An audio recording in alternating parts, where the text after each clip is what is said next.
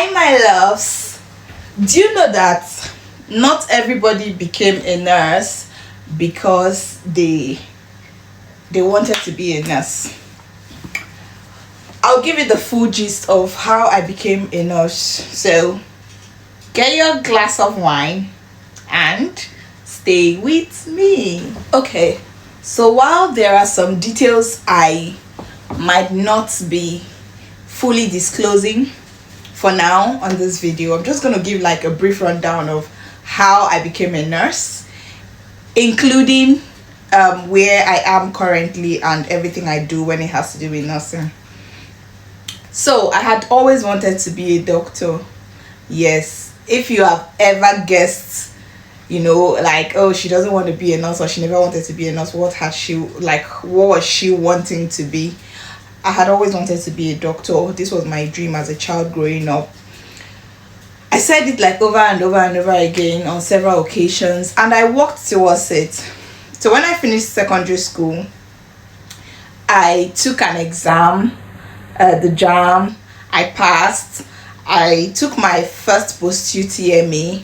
I passed, but then my cutoff then for University of Port Harcourt, I think it wasn't up to what they needed for medicine, and I wasn't given admission into medicine.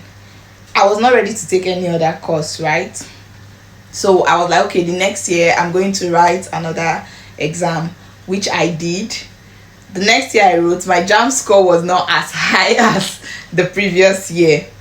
Okay, so I still went ahead. I wrote post UTME, but obviously my JAM score was not even high enough to get me into medicine. So whatever I did in post UTME, I don't think it really made any much difference. So after that, I'm like, okay, I really want to do medicine, right? But rather than having to pass through the whole JAM thing again, mind you, this is 2 years after school, secondary school. So I decided that I'll go do post basic in Uniport. I enrolled for the post basic. How I got the money for that 1 year program, it was a complete miracle. A total stranger actually gave me that money. I did post basic, and during the post basic I wrote JAM again, because while you're doing post basic you're required to write JAM again, and with your post basic score it's going to be combined, and if it's up to the cutoff then you can be admitted into to study medicine. So I did, and I passed my JAM brilliantly.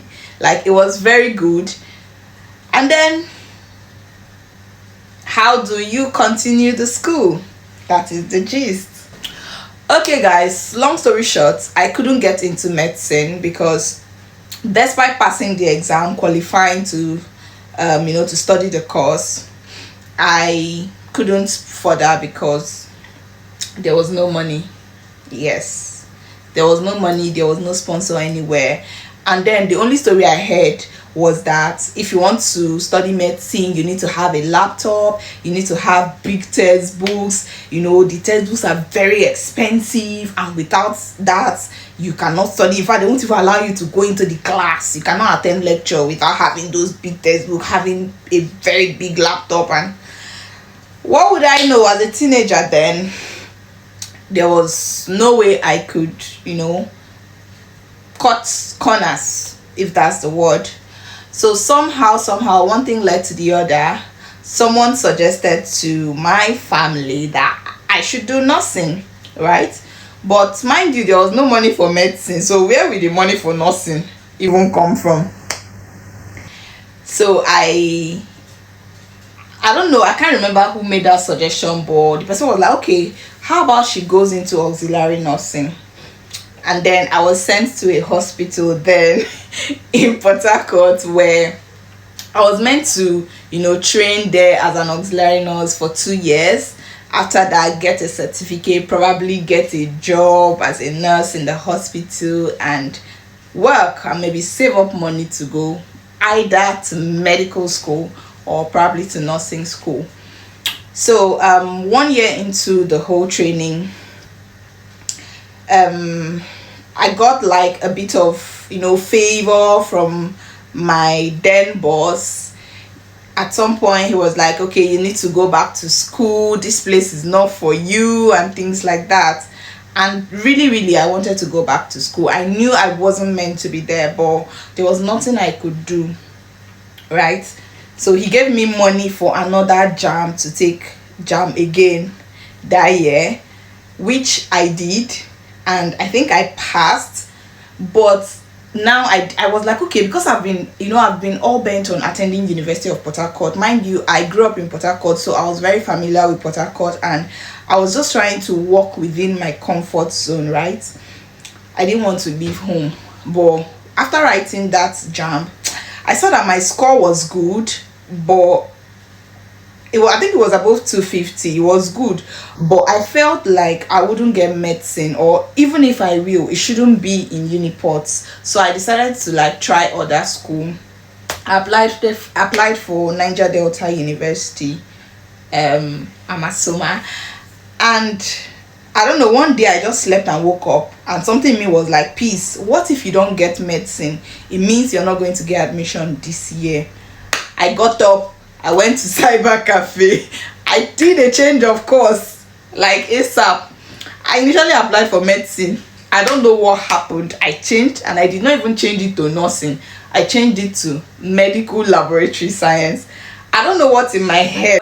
I did all the necessary registrations, and I started school.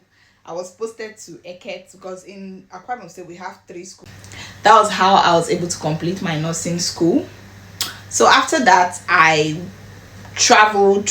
I think I worked in Bayelsa State for a while, and then I moved to Delta State, Warri.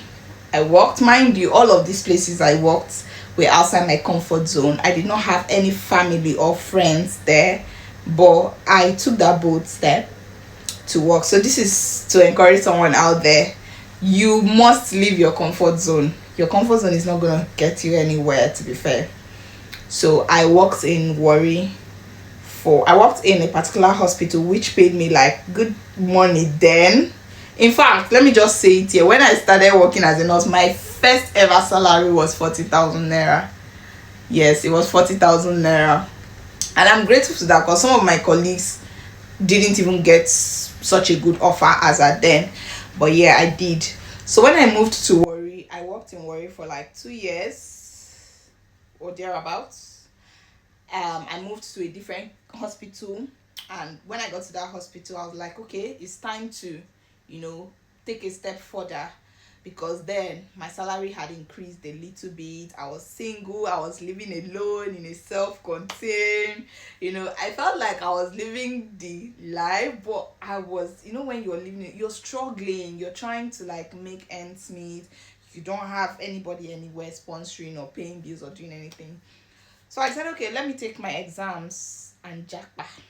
I need to relocate, right? Because I felt like Nigeria was not going to give me what I wanted. I felt like Nigeria was not going to give me what I wanted. I took IELTS. I passed on the first attempt. I then traveled to Enugu, where I took my CBT, and I passed on the first attempt. And I think I started the whole relocation process in July 2022, and by December, I think on the 10th of November 2022, I got an interview, informal interview invite with a trust here in England, and we had an interview scheduled. After the whole informal interview, where we were told the benefits of working for the trust and everything,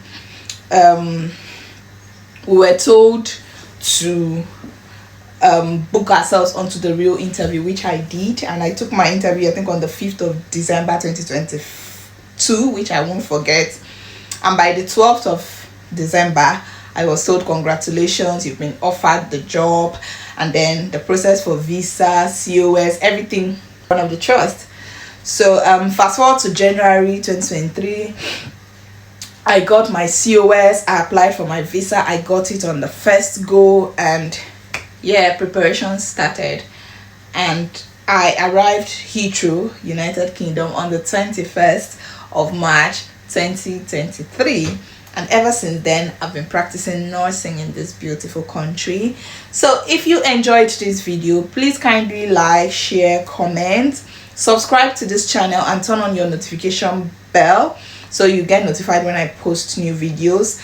In subsequent videos, I'm gonna be discussing my nursing journey so far in this country, starting from the day I arrived Heathrow up until now. Everything I'm gonna be spilling the tea, the good, the bad, the ugly. So if this is something you want to see, please do well to subscribe, and I'll see you when I see you. Bye.